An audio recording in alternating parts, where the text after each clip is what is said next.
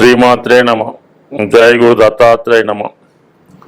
ఈ వీడియోలో మనం 2024 సంవత్సరం మే నెలలో కన్యా రాశి వారికి మాస ఫలితాలు ఏ విధంగా ఉంటాయి అన్న విషయాన్ని మనం ఈ వీడియోలో తెలుసుకునే ప్రయత్నం చేద్దాం. ఒక విధంగా కన్యా రాశి వారికి ఈ నెలలో గురుగ్రహం మారడం చాలా అదృష్టకరమైనటువంటి చేంజ్. ఒక విధంగా చాలా కాలంగా 6వ స్థానంలో శనిగ్రహం ఉంటూ ఉద్యోగపరమైన అవకాశాలు వస్తున్నప్పుడు కూడా మరి మనకి గురువు అష్టమ స్థాన స్థితి వల్ల కొన్ని అవకాశాలు దగ్గరగా వచ్చి మిస్ అవ్వడం జరిగింది. ఇప్పుడు గురువు కూడా ఈ రాశి వారికి ఈ మే నెల 1వ తారీఖు నుంచి అనుకూలమైనటువంటి స్థానంలోకి రావడం వల్ల జాతకుడు ఇంతకాలంగా పడినటువంటి శ్రమకు తగిన ఫలితం ఈ సమయంలో జాతకుడికి రావడం జరుగుతుంది. ముఖ్యంగా గురువు అనుకూలమైన స్థానాల్లో ఉన్నప్పుడు జాతకుడు తను చేస్తున్నటువంటి పుణ్య కార్యక్రమాలు, జపాలు, హోమాలు లాంటివి, ఏదైనా పుణ్యక్షేత్రాలు, తీర్థయాత్రలు దర్శించిన ఫలితాన్ని గురువు అనుకూలంగా ఉన్నప్పుడే జాతకుడికి అనుకూలంగా రావడం జరుగుతాయి. అతను గతంలో చేసినటువంటి ప్రయత్నాలకి ఫలితం దక్కుతూ ఉంటుంది. అంటే గత సంవత్సర కాలంగా గురువు సరైనటువంటి స్థితిలో లేకపోవడం వల్ల జాతకుడు ఎటువంటి పుణ్య కార్యక్రమాలు చేసినా, జపతప దానాలు చేసినా కూడా పెద్దగా ఫలితం వచ్చి ఉండదు. మరి ఇప్పుడు ఆ కష్టం యొక్క, ఆ శ్రమ యొక్క ఫలితం ఈ నెల 1వ తారీఖు నుంచి జాతకుడు అందుబాటులోకి రావడం జరుగుతుంది. ఒక విధంగా ఇది భాగ్యస్థానం అంటే అదృష్ట స్థానం, స్త్రీలకి సంతాన స్థానం, సౌభాగ్య స్థానం కూడా. అటువంటిది సంతానాన్ని ఆశించే స్త్రీలకి ఇది చాలా అనుకూలమైనటువంటి స్థితి. అలాగే పుణ్యస్థానం అవటం వల్ల జాతకుడు మంచి కర్మలు ఆచరించే ప్రయత్నం చేస్తాడు. కొన్ని బలహీనతల నుంచి, వ్యసనాల నుంచి, చెడు అలవాట్ల నుంచి బయటపడి, అంటే గురువు 9వ స్థానంలోకి రావచ్చి లగ్నాన్ని పంచమ దృష్టితో వీక్షించడం వల్ల జాతకుడు తన దైనందిన జీవితంలో ఖచ్చితమైన మార్పు వస్తుంది. ముఖ్యంగా రాశిలో ఉన్నటువంటి కేతువు కూడా యాక్టివేట్ అవ్వడం వల్ల కంపల్సరీగా జాతకుడికి దైవభక్తి ఎక్కువగా పెరుగుతూ ఉంటుంది.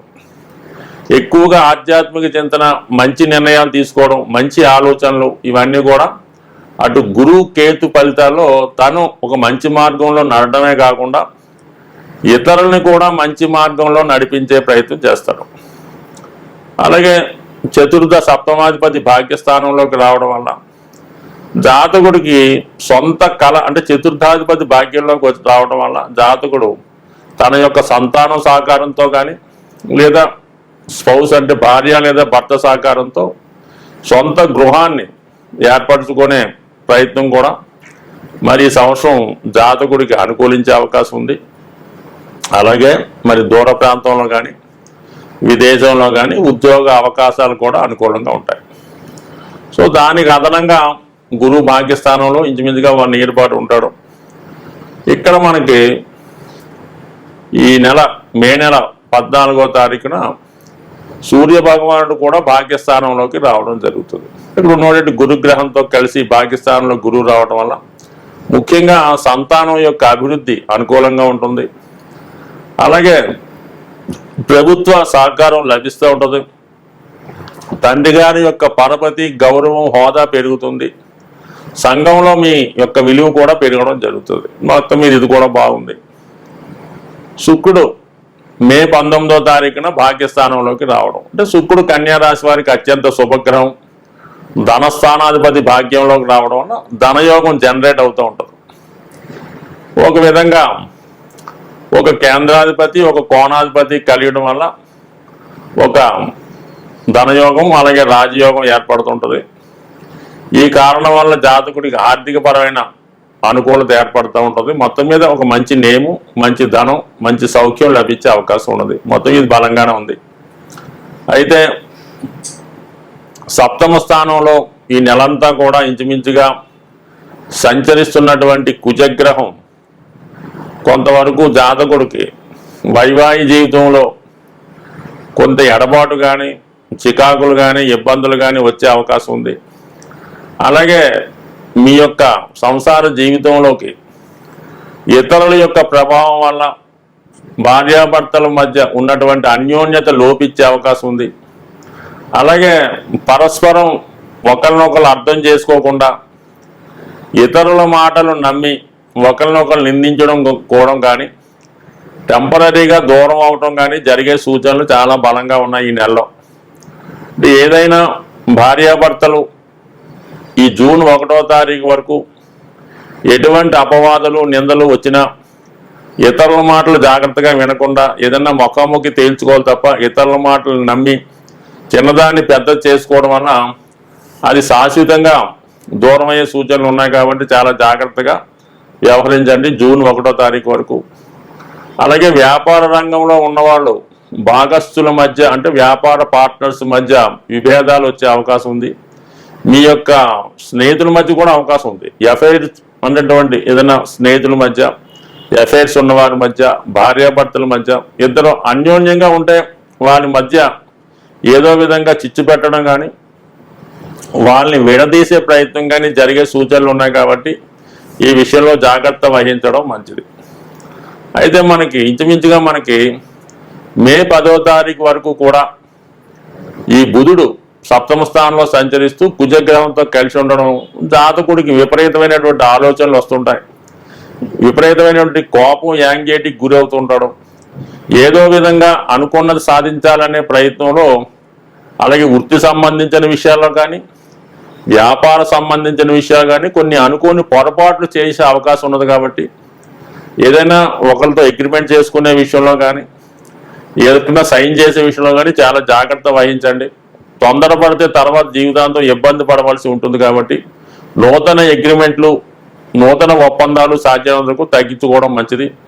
బట్ ఏదైనా ఈ రాశి వారి నెలంతా కూడా ఖచ్చితంగా విష్ణు సహస్రనామ పారాయణం లేదంటే గోవిందనామాలు చదువుకోవడం వల్ల, విఘ్నేశ్వరుడు ఆరాధన వల్ల ఖచ్చితంగా సరైన నిర్ణయాలు తీసుకొని సరైన మార్గంలోకి వెళ్ళే అవకాశం ఉంది. స్వస్తి. శ్రీమాత్రే నమః. జయ గురు దత్తాత్రేయ నమః. ఈ వీడియోలో మనం 2024 మే నెలలో మీనరాశి వారికి మాస ఫలితాలు ఏ విధంగా ఉండబోతున్నాయి. మరి గురువు ఈ మే 1వ తారీఖు నుంచి మీనరాశి వారికి 3వ స్థానంలోకి మారడం జరిగింది. అయితే ఓ సంవత్సర కాలంగా ఫేవర్గా ఉన్న ప్లేస్ నుంచి కొద్దిగా అన్ఫేవర్ ప్లేస్లోకి మారడం జరిగింది. అంటే 3వ స్థానం అన్నది ప్రోత్సహించే స్థానం అన్నమాట. అంటే ఒక మంచి మార్గదర్శకుడు, ఒక గురువు లభించడం వల్ల మీ యొక్క జీవితాన్ని చక్కదిద్దుకొని ఆ మార్గంలో నడిచే విధంగా ఒక మంచి గురువు మీకు లభించడం జరుగుతుంది. అది దైవ రూపంలో కావచ్చు, అది మీరు అబ్జర్వ్ చేసుకోవడం బట్టి ఉంటుంది. అలాగే మీరు కూడా మీరు పొందినటువంటి విజయాల్ని, మీలో ఉన్నటువంటి విద్వత్తు, నాలెడ్జ్ని 10 మందికి పంచే మార్గం కూడా చేయొచ్చు. ముఖ్యంగా ఏంటంటే ఈ రాశిలో ఎవరైతే ఉపాధ్యాయ వృత్తి కొరకు ప్రయత్నం చేస్తున్నారో వాళ్ళకి అంటే ఇమీడియట్గా కాకపోయినా ఈ సంవత్సరంలో మీకు అటువంటి ఉపాధ్యాయుడా, లెక్చరరా, ప్రొఫెసరా అటువంటిది ఏదో ఒక ఉపాధి అవకాశం రావడం జరుగుతుంది. సో ఏదన్నా మీరు ఒక మంచి ఇన్స్ట్రక్టర్గా మారే అవకాశం ఉంది. అంటే మీరు నేర్చుకుంటూ 10 మందిని నేర్పే ప్రయత్నం చేస్తారు. అలాగే 3లో ఉన్నటువంటి గురువు 3, 7, 11 స్థానాలను కూడా యాక్టివేట్ చేయడం జరుగుతుంది. ముఖ్యంగా 11వ స్థానాన్ని గురువు చూడటం వల్ల అంటే మరి 11వ స్థానం అన్నది లాభస్థానం. కాబట్టి ఒక మంచి మిత్రుడి ద్వారా, నిజాయితీ అయిన మార్గం ద్వారా మీరు మీ యొక్క ఆర్థిక సంపద, డైలీ రొటీన్గా వచ్చే ఆదాయం పెరిగే అవకాశం ఉంది. చాలా నిజాయితీగా వ్యవహరిస్తారు. ఒక మంచి మిత్రులు కూడా సహకరిస్తారు. మొత్తం మీద మరి ధనస్థానంలో వెళ్ళిపోయినటువంటి గురువు లాభస్థానాన్ని యాక్టివేట్ చేయడం వల్ల కొద్దిగా ఫైనాన్స్ పరంగా మాత్రం పెద్దగా ప్రాబ్లం అయితే రాదు. అయితే ఏలినాటి శని ప్రభావం వల్ల ప్రస్తుతం మీకు ఎంత ధనం వచ్చినా కూడా ఇంకా డెఫిసిట్ పడుతూ ఉంటుంది. కాబట్టి ఫైనాన్స్ ప్లానింగ్ జాగ్రత్తగా చేసుకోండి. అయితే సమయానికి ఎవరో ఒకరు సహాయం చేస్తూ ఉంటారు.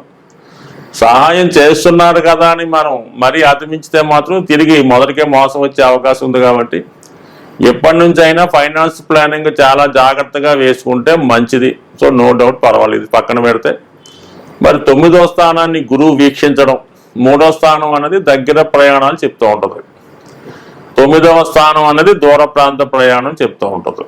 సో మరి ఏదైనా విద్యార్థులు కానీ ఏదైనా ఉపాధి అవకాశాల కొరకు విదేశ ప్రయత్నాలు చేస్తుంటే వాళ్ళు నెమ్మదిగా ఆ ప్రయత్నాలు ప్రారంభించుకుంటే ఖచ్చితంగా మరి ఈ సంవత్సరంలో మరి విదేశీయానం లాంటిది కూడా ఉండొచ్చు. మరి గురువు పక్కన పెడితే మొత్తం రాశిలో ఉన్నటువంటి రాహు అనేక రకాల ఆలోచనలు వస్తుంటాయి. రాత్రి వచ్చిన ఆలోచన పొద్దున్న ఉండదు, పొద్దున్న చేద్దాం అనుకున్న తర్వాత వాయిదా పడడం జరుగుతూ ఉంటుంది. కానీ చాలా క్లమ్జీ అయినటువంటి ఆలోచనలు, పిచ్చి పిచ్చి ఆలోచనలు వస్తుంటాయి. దానికి తోడు ఈ నెలంతా కూడా, మే నెలంతా కూడా కుజుడు కూడా అదే స్థానంలో చేరడం, అంటే ధనాధిపతి భాగ్యాధిపతిగా ఉన్నటువంటి కుజుడు రాహుతో చేరడం వల్ల కుటుంబ విషయాల్లో, సాంప్రదాయ విషయంలో కొద్దిగా మరి డిబేట్ అయ్యే అవకాశం ఉంది. అంటే సాంప్రదాయానికి విరుద్ధంగా, ధర్మానికి విరుద్ధంగా, చట్టానికి విరుద్ధంగా కొన్ని నిర్ణయాలు తీసుకోవడం కానీ, అటువంటి వ్యక్తుల్ని కలవడం కానీ జరిగే అవకాశం ఉంది. ముఖ్యంగా విద్యార్థులు అయితే మరి ఇతరుల ప్రోత్సాహంతో కొద్దిగా దారి తప్పడం, అది మీరవచ్చు, మీ కుటుంబంలో ఒకరవచ్చు. ఎప్పుడైతే మరి ధనాధిపతి ఈ రాహుతో కలిసాడో ధన సంపాదించే విధానంలో అక్రమ మార్గాలు అవలంబించడం, తను చేస్తున్నటువంటి వృత్తిలో నిజాయితీగా తీసుకున్న దానికన్నా అధికంగా తీసుకోవడం, ఏదో విధంగా ప్రజల్ని దోచుకునే వ్యవహారాలు చేసే ఆలోచనలు వస్తుంటాయి. కాబట్టి అంటే మీనరాశి వారు సాధ్యమైనంత వరకు అధర్మానికి జోలికి వెళ్ళడం, ధర్మంగానే ఉంటారు కాబట్టి సాధ్యమైనంత వరకు చేయరు. కానీ కాల ప్రభావం, పరిస్థితుల ప్రభావం, కుజుడిచ్చే ధైర్యం, రాహు ఇచ్చినటువంటి నెగ్లిజెన్సీ అవ్వచ్చు, చట్ట వ్యతిరేకత అవ్వచ్చు, ఒక మొండి ధైర్యం అవ్వచ్చు, ఖచ్చితంగా జాతకుడిని తప్పు మార్గంలో ప్రయాణించే విధంగా జరగవచ్చు. సో ఈ కారణం వల్ల మే నెల అంతా కూడా జాతకుడు ఎటువంటి ఆలోచనలు వచ్చినా అక్రమ సంపాదన విషయంలో కానీ, ఈజీ మనీ, వ్యసనాల విషయంలో, అలాగే ఈ జోదం విషయంలో జాగ్రత్తగా వ్యవహరించడం మంచిది. ఈ నెల దాటితే మళ్ళీ కుజుడు ధనస్థానంలోకి రావడం వల్ల ఆటోమేటిక్గా ఇవన్నీ తగ్గిపోతాయి, ఏం పర్వాలేదు. కుజుడే ధైర్యాన్ని కారణం ఇస్తూ ఉంటాడు. మనసుకి ప్రతి వాడికి కూడా ఏదో చేద్దామని ఉంటుంది, కానీ కుజుడి ధైర్యం ఉంటే వాడు తెగిస్తూ ఉంటాడు. మరి ధనస్థానంలో శుక్రుడు, ఇది ఓకే, అష్టమాధిపతి ధనస్థానం, ఆర్థిక విషయాలు బాగుంటాయి, శుభకార్యాలు గురించి ఆలోచిస్తూ ఉంటారు, జరగబోయే శుభకార్యం కొరకు ధనాన్ని పోగు చేసే ప్రయత్నం చేస్తూ ఉంటారు. రవి షష్టాధిపతిగా రావడం, ప్రభుత్వ రుణం లభిస్తుంది, కుటుంబంలో ఒకరికి హోదా పెరుగుతుంది, ముఖ్యంగా స్త్రీలకి ఉద్యోగ ఉపాధి అవకాశాలు పెరుగుతాయి. మొత్తం మీద ధనస్థానం బాగుంది, లాభస్థానం మీద గురుబలం అవడం బాగుంది. కానీ వచ్చిన ధనాన్ని ఏ విధంగా సద్వినియోగం చేసుకుంటారు, ఏ విధంగా అన్నది జాతకుడి యొక్క తెలివితేటల మీద, అతను నడిచే నడక మీద, అతని సంస్కారం మీద ఆధారపడి ఉంటుంది. అతని స్నేహితుల వల్ల, అతను ఉన్నటువంటి ప్రదేశాల వల్ల కూడా ఉంటుంది. కాబట్టి జాగ్రత్తగా ఆలోచించడం మంచిది. సో ఇక ఈ మే 10 వరకు బుధుడు రాశి అందే ఉంటాడు.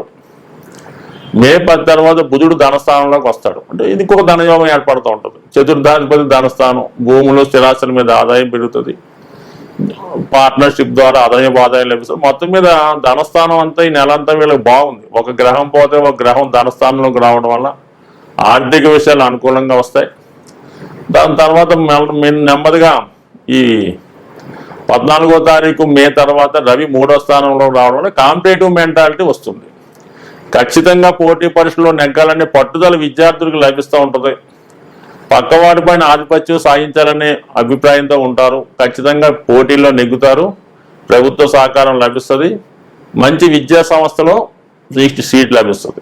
శుక్రుడు కూడా 3వ స్థానంలోకి రావడం వల్ల స్త్రీలకి, ముఖ్యంగా మీ కుటుంబంలో ఉన్నటువంటి అమ్మాయిలకి మంచి భవిష్యత్తు కనబడుతూ ఉంటుంది. వాళ్ళకు కూడా ఒక మంచి దారి కనబడుతూ ఉంటుంది. సో ఇవన్నీ అనుకూలంగా ఉన్నాయి.